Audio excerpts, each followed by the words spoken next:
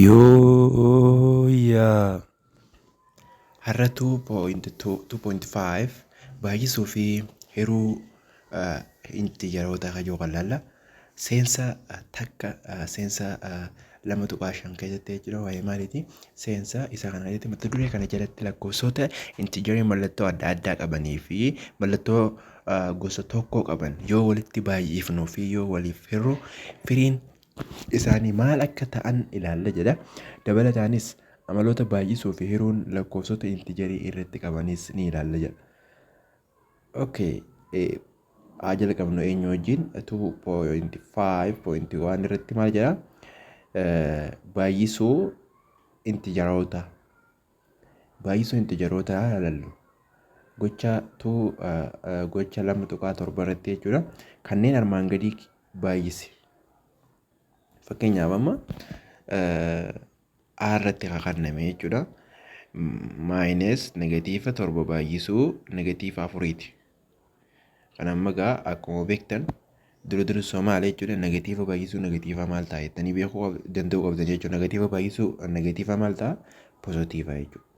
Negatiiva baay'isuu pozitiiva maal ta'a? Pozitiiva ta'a jechuudha. Baay'isnu amma negatiiva takka baay'isuu negatiiva takka maal taate jechuudha pozitiiva takka taate jechuudha. Negatiiva 2 baay'isuu negatiiva 3 meeqa ta'a? Pozitiiva 6 taate jechuudha. Waliigalee negatiiv baay'isuu negatiiv maal ta'a? Pozitiiva jechuudha. Negatiiv baay'isuu negatiiv pozitiiv ta'a. Garuu negatiiv baay'isuu pozitiiv maal ta'a jechuudha? Negatiiv ta'a. Akkasumatti illee pozitiiv baay'isuu negatiiv maal ta'a? Negatiiv ta'a jechuudha. Kana idduma jijjiirra jechuudha. Iswaap idduma isaanii wal jijjiirra yalee tokkuma jechuudha. Fakkeenyaaf amma takka baay'isuu lamaatiif lama baay'isuu takkaa maali garaagarummaa qabaa hin qabu. Saniifuu negatiiva takka baay'isuu pozitiiva takkaa maal ta'a? Negatiiva takka ta'a. Pozitiiva takka baay'isuu negatiiva takkaa maal ta'a? Negatiiva takka ta'a jechuudha. Kun bifa sanii akka hubattanii saniif dhaama jechuudha. Tolee gaayee gaafa asitti dhufnu jechuudha gocha 2.7 irratti maal jedha negatiiva 7 baay'isuu negatiiva 4 meeqa ta'a jechuudha? 28 ta'a jechuudha. Pozitiiv moo negatiiv? Pozitiiv ta'a.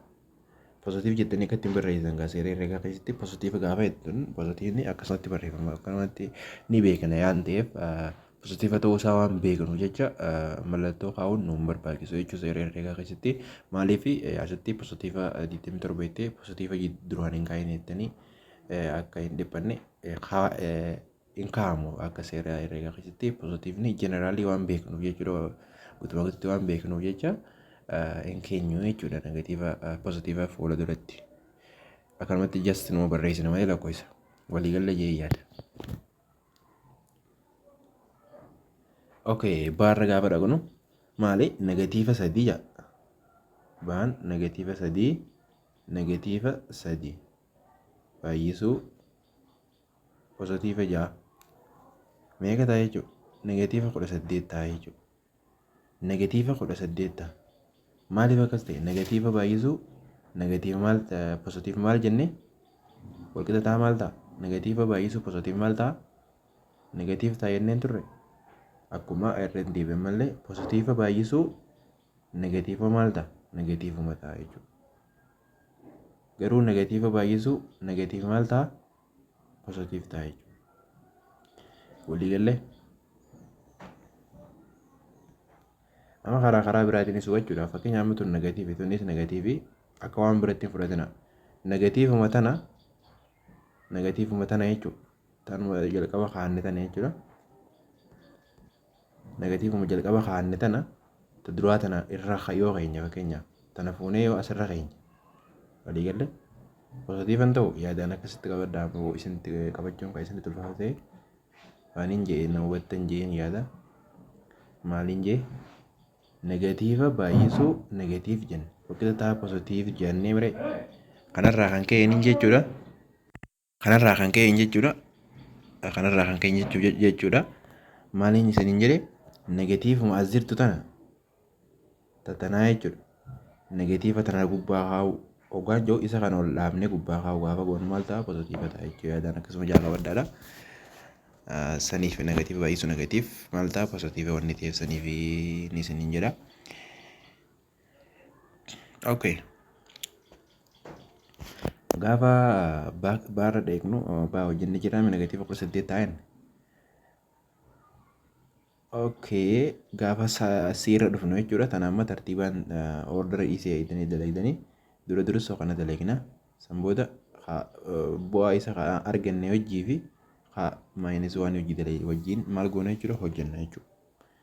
Let us move on.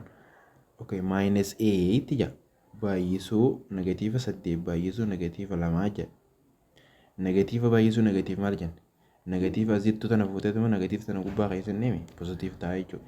Saniifuu 8 baay'isuu 2 16 maal ta'a positiiva 16 jechuudha.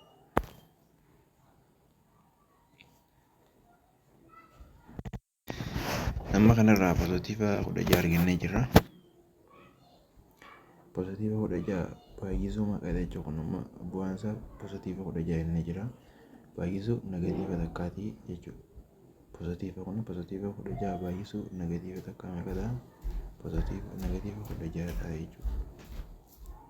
Ni galee. Isa kana sarara lakkoofsaa irratti yoo mul'ifnu jaa fakkeenyaa 20 irratti maal jedha? 3 baay'isuu 4 3 baay'isuu 4 3 baay'isuu 4 asirratti wanni kun akka isin hin gowwoomsine akka isin hin sobne maaliin isin jedhama? Asitti 3 baay'isuu 4 fi walqixani ta'a 4 baay'isuu 3 walqixa. Dhugaa fakkaata? Yaa'ii sirriidha. Dhugaadha. 3 baay'isuu 4 fi 4 baay'isuu 3 jechuudha. Karaa biraatiin 3 gu'a 4 fi 4 gu'a 3 jechuudha. Just kana jechuun maal jechuudha? 3 gu'a 4 jechuun 3 ida'uu 3 takka 2 3 4 jechuudha. Digalee takka 2 3 4 3 tana gu'a 4 jenna. Kanoo 4 tana gumee kan gu'a 4 gu'a 3. Okay. 4 ida'uu 4 takka 2 3 jechuudha. Meeqa ta'a? 4 ida'uu 4 8 ida'uu 4 12. Okay, 3 ida'uu 3 meeqa ta'a? 6 ida'uu 3 9 ida'uu 3 12. Gatiin isaa akkuma dhufe jechuudha. Iddumaa wal jijjiira. Akkasitti qabadha. Asirratti wanni just karaa gabaabaadhaan maal jechuudha qabachuu qabdan jechuudha. Wal jijjiiraan iddoodhaa jechuudha. Baay'isuu irratti effektii hin qabu jechuudha. Baay'isuu fi maal irratti effektii hin qabne jechuudha. Baay'isuu fi ida'uu irratti. Baay'isuu fi ida'uu irratti wal jijjiiraan iddoodhaa jechuudha. Jijjiiramiinsa iddoon isaan gaggeessan jechuudha. Bu'aa miidhaan qabu jechuudha. Maaliif jijjiiraa oltus